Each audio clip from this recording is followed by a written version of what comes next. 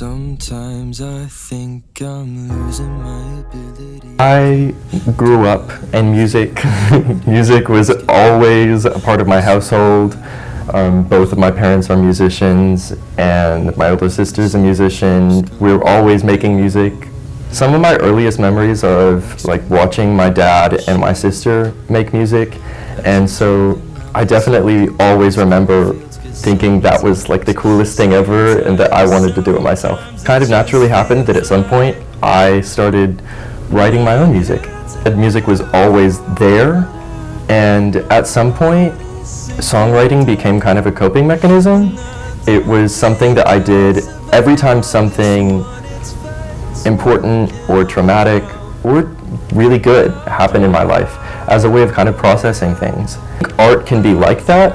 It can, for the people who have art as just something in them, kind of intrinsically, it is like just what you do when things happen.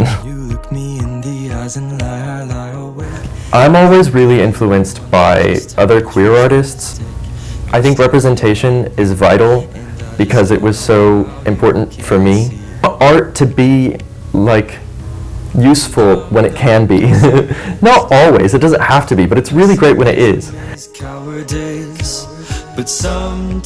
I have been producing my own music digitally since I was like 15. I used to have like an iPod Touch, and I would go on GarageBand and just mess around, and I would record stuff with my voice and sounds. I think some of what I did then was some of the most innovative stuff I've ever made on my iPod or my iPhone, because it forced me to be really creative, to have such a small tool set. It was like, you have only these things to work with. Make something. I do all of the mixing, which is like getting the different sounds in, recording everything, messing around with volume, compression, and EQ, those sorts of technical things. And I get the song to the point that I think it sounds good, and then I turn it into a WAV file, and then I upload it to Lander. And Lander then uses an algorithm that I am able to tweak. I've gotten more and more like professional about it.